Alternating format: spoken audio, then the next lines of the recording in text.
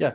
So Liquid Loans uses the Liquidity code, and we also use the Liquidity code. And it allows you, it's called EARN protocol. It's got a cool acronym behind it, Enhanced Autonomous Rewards Network. And those who wish to not sell their PulseX and still realize some value out of that can mint some stable coins. And they can manage their collateral health. They can withdraw. They can top up their collateral. They can mint some stable coins. They can pay back stable coins. And then there's some other cool mechanisms in the protocol where people can stake their PXDC stablecoin into a stability pool for a chance at any liquidated PulseX to come their way.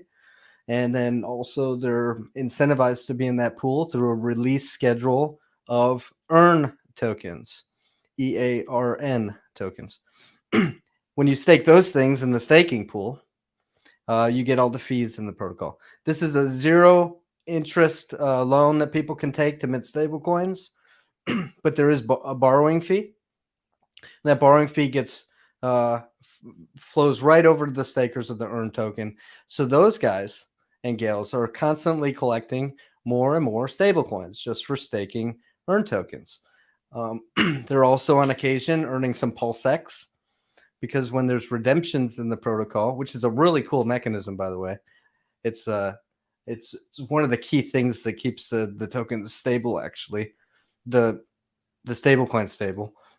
But those stakers are receiving PulseX whenever there's a redemption.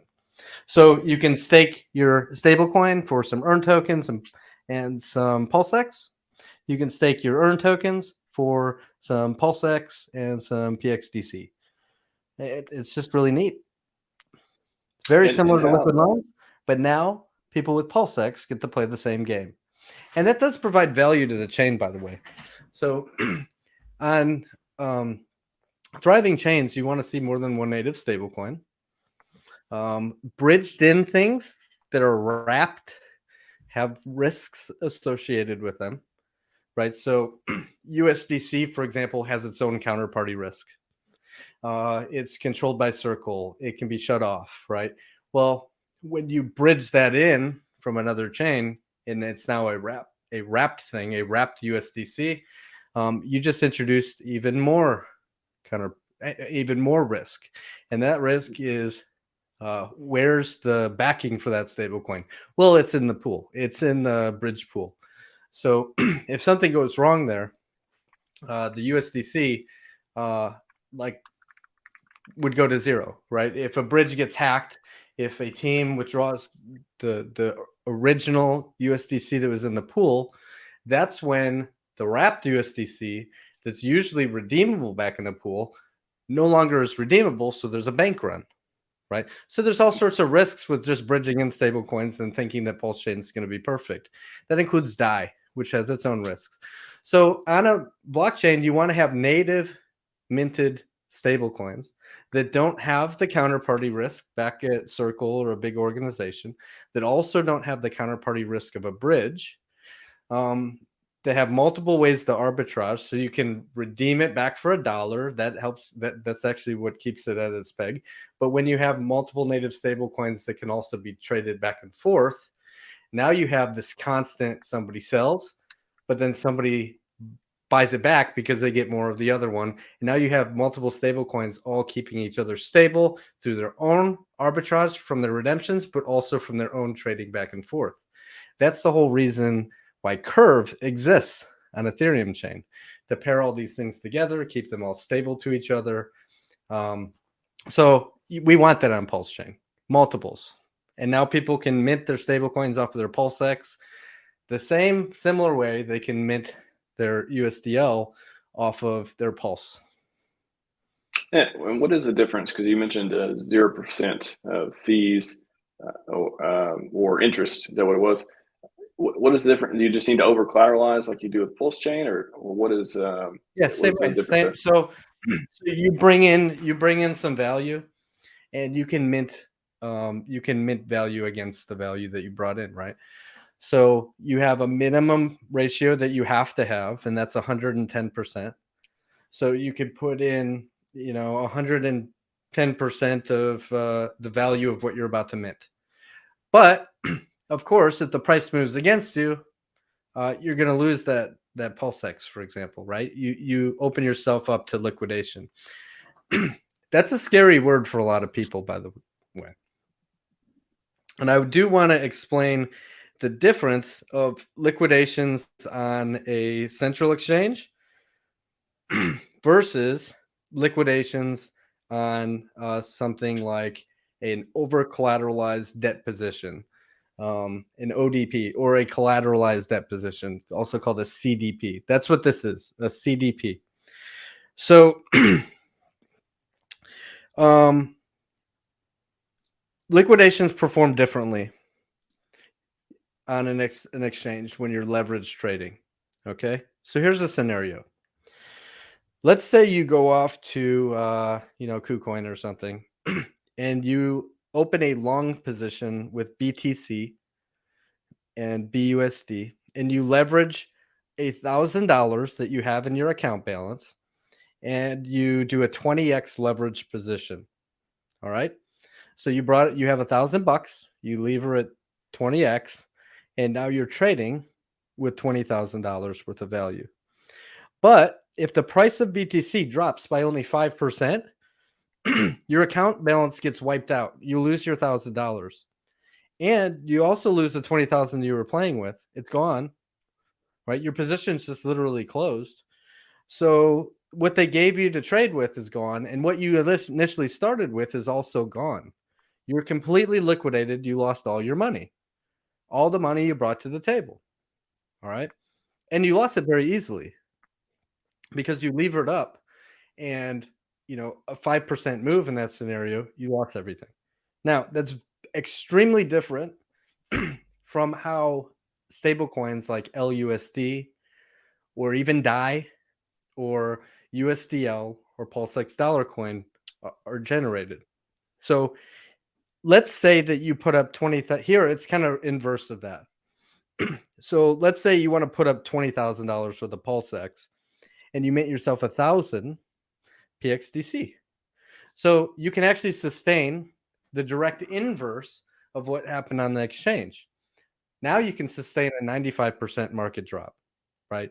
Before, the value of what you put in there is worth nearly the value of what you're running around with already, right? So only if and when the value of your collateral falls, like right there, the value of your stable coins, would you ever lose? But you have that value already. You secured that, you locked that in. You didn't lose the same way you did on an exchange. Another scenario could be, what if you put up $20,000 with the PulseX and you mint yourself 16,000 stable coins? What happens if the market drops 95% then? Well, you'd actually get liquidated at $16,000, but you have $16,000 worth of stable coins, and because it does a 95% drop, it's even better than if you were holding, because that 20 grand you put in goes all the way down, way down to $1,000 worth of value, but you have 16,000 in your hand. You minted those at the very start. Okay, so it's not the same. You actually get all the value that you're looking for right at the start. Where on a central exchange liquidation mechanism, you give them the value, and then they just take it from you, right? And there's scam wicks and all sorts of stuff that they use to just take all your money from you. It is not the same thing. It's kind of like a HELOC. You get to use your value against your thing. So you have something of value, but you actually get to have a loan and use some of that value for other things in life. And when managed properly, it's really like you can have your cake and you can eat it too. So, what if PulseX does a 10,000x? Okay. And you had collateralized and you had minted stablecoins the whole way. Okay. So not only did you get to keep all your PulseX because you didn't sell it, but it feels like you're getting value out along the way because you're minting stablecoins the whole time it's going up in value.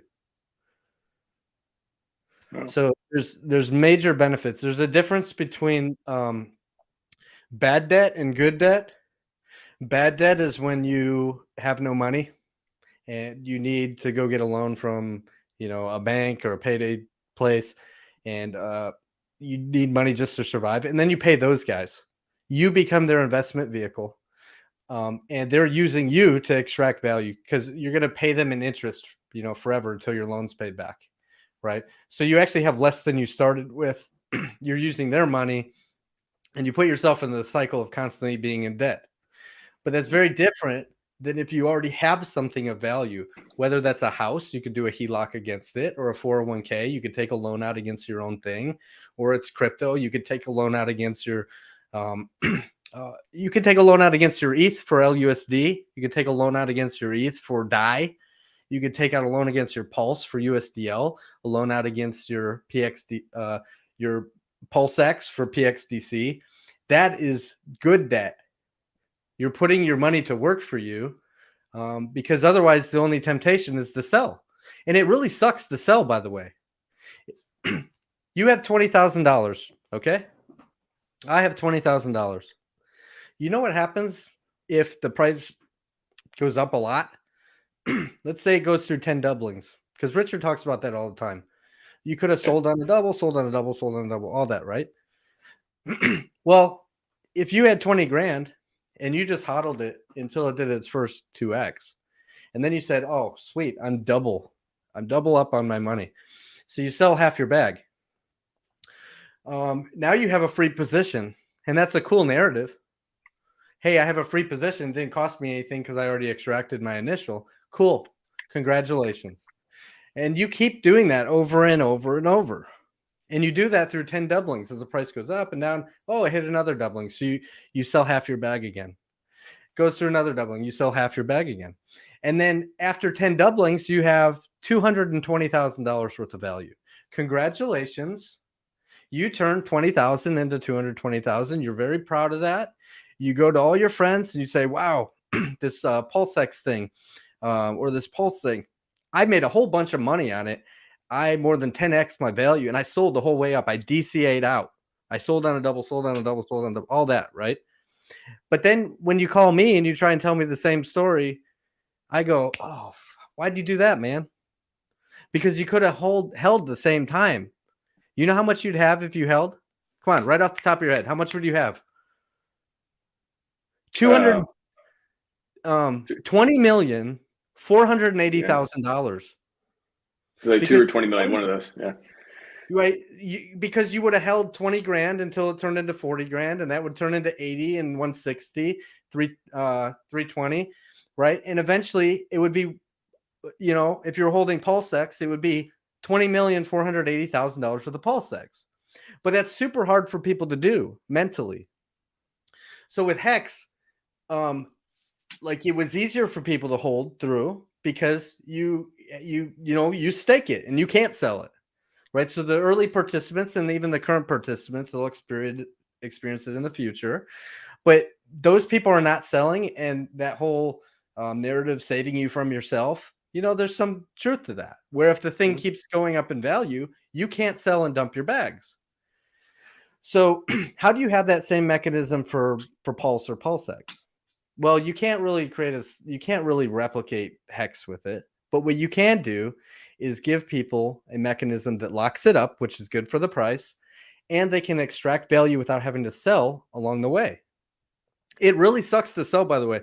That same 10 doublings that we went through in that scenario was actually 10 halvings of your coin count. And that's why such the big difference of 220,000 that you have versus 20,480,000 that I have, because each time you sold, you have the quantity of tokens that you had. So if we started with a million tokens a piece, I think it would be like you'd have like 900 some thousand or 900 tokens left, somewhere in there, where I still have my original million. And I'm experiencing the gains on all of those million.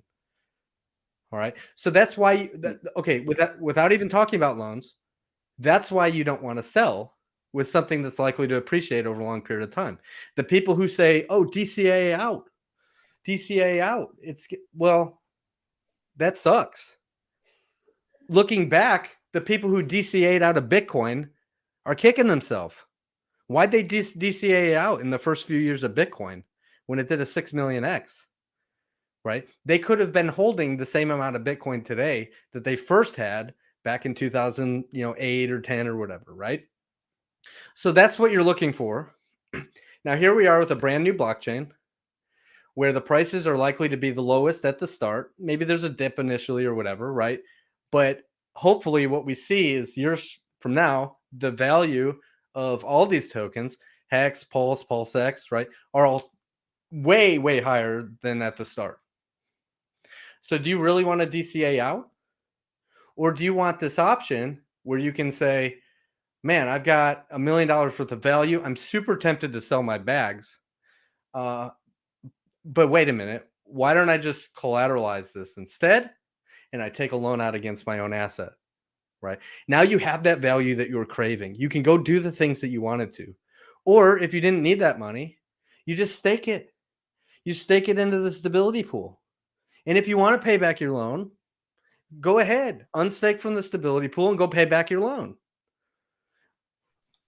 So there is an actual time locking in the protocol, right? No, not in Earn protocol.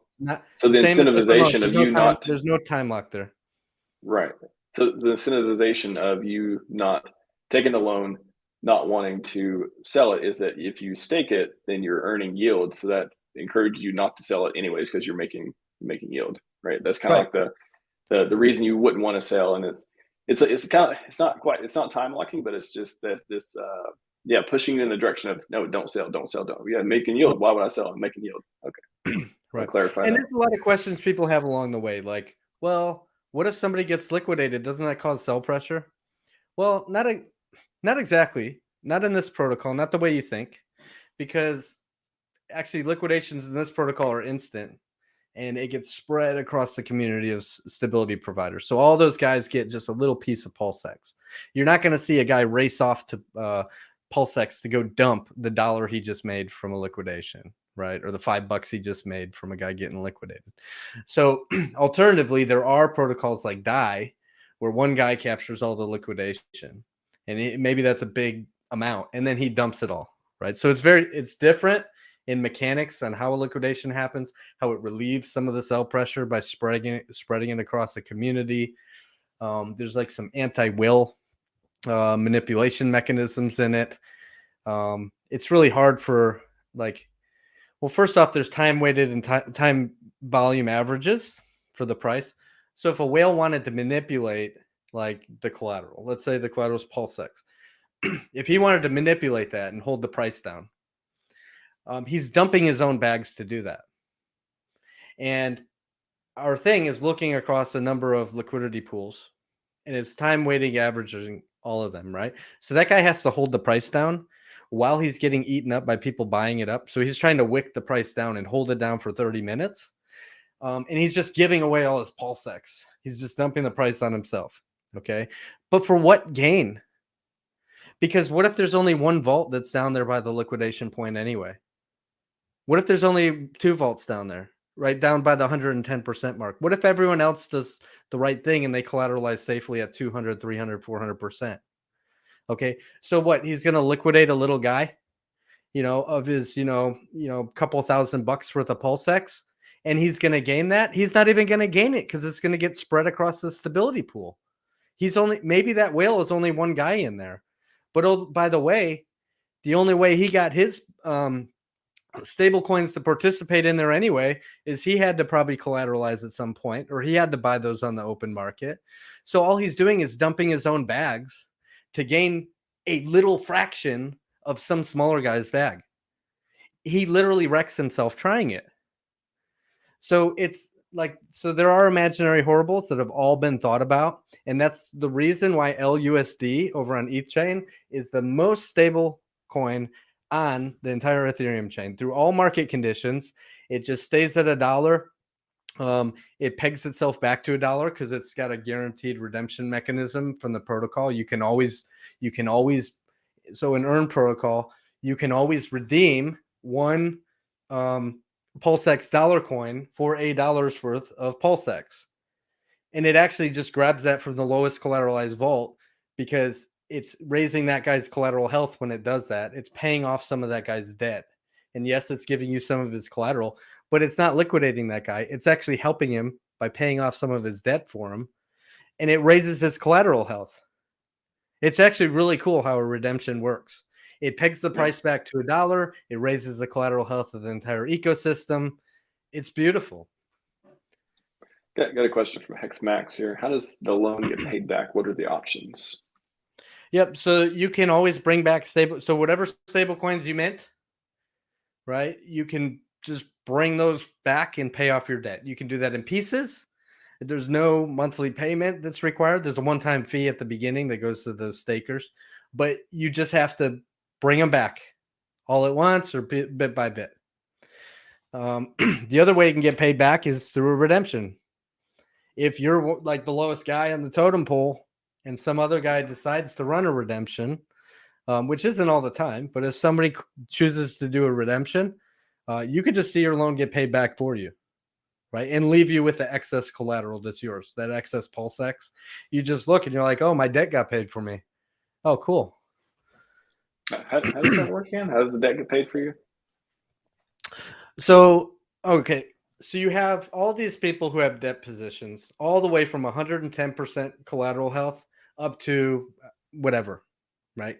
You'll see people with like 5,000% collateral, right? Because people just want to be uber safe and they just love their PulseX coin so much.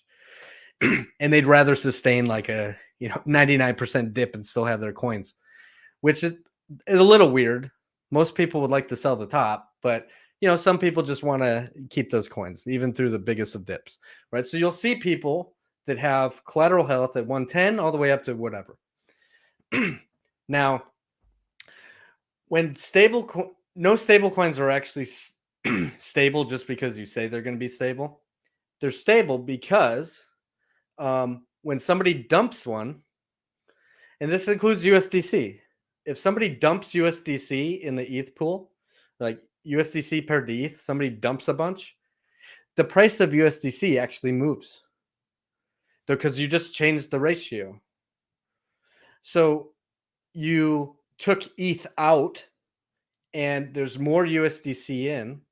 That USDC, at least on chain, is deriving its value from the ETH on the other side of the pool. So USDC can go from $1 worth of ETH to 95 cents worth of ETH, sometimes lower. All right. Now, somebody has to buy that and bring the price back up. But you have to have a mechanism to convince people to want to buy it back up to $1. So with USDC, Circle tells you that for each stablecoin, they're going to give you $1 worth of fiat if you wish to sell it, right? So there's that arbitrage where if the value of USDC on chain falls below $1, I say, oh, wow, cheap USDC. 2 seconds from now, after I buy this, I can just redeem it back to Coinbase and get $1 for it, right? So I buy it back up to $1 in the ETH pool and I complete the arbitrage and I make some profits. Whenever somebody sells, I buy it back. I make the slippage that they lost, I gain, okay, by buying it back. All right. You have to have that redemption mechanism. So with LUSD in the Liquidity protocol, that redemption mechanism is back to the protocol itself. You can always get $1 worth of ETH for it. In Earn protocol, PulseX dollar coin is always directly redeemable for $1 worth of PulseX. Where does it get that? So if the price if somebody dumps PulseX dollar coin and it drops, off of $1, you're going to see bots. You're going to see people are going to write bots and it's going to get bought back immediately. Why? Because it's cheap, because it's less than $1. And the person who owns that bot or the person who hit that button knows that it can get $1 worth of pulse for that whenever it wants to, at any time. It can do it right then. It can wait a month. It can wait a year. but at any time it can get $1 worth of PulseX for that PulseX dollar coin. So it just bought it at a discount. And where does it get that PulseX? What the protocol does is it looks at the lowest collateralized vault, and it says to itself, basically, wow, how do we raise the collateral health of this system and create this entire loop where anybody can mint and anybody can pay back? Well, the payback mechanism through redemption pays back the lowest collateralized vault. So when somebody chooses to do a redemption, it goes to the lowest collateralized vault and it pays that guy's loan back, equal proportional to the amount that's being redeemed. And it gives that amount of collateral to the guy who clicked the redeem button. And it raises that guy's collateral health, right? So let me give an example of that. Let's say the lowest collateralized vault happens to be 200%. What if everyone's choosing to be really safe and it's like 200%? So you have a guy that has like $5,000 worth of collateral. And he's got $2,500 worth of stablecoin that he minted. All right. So 5,000 divided by 2,500 would say he's at a 200% collateral health. But what happens if somebody redeems $1,000 worth of, 1,000 stable coins? Well, it's going to go to that lowest collateralized vault that has $2,500 worth of debt, and it's going to pay 1,000 of that off.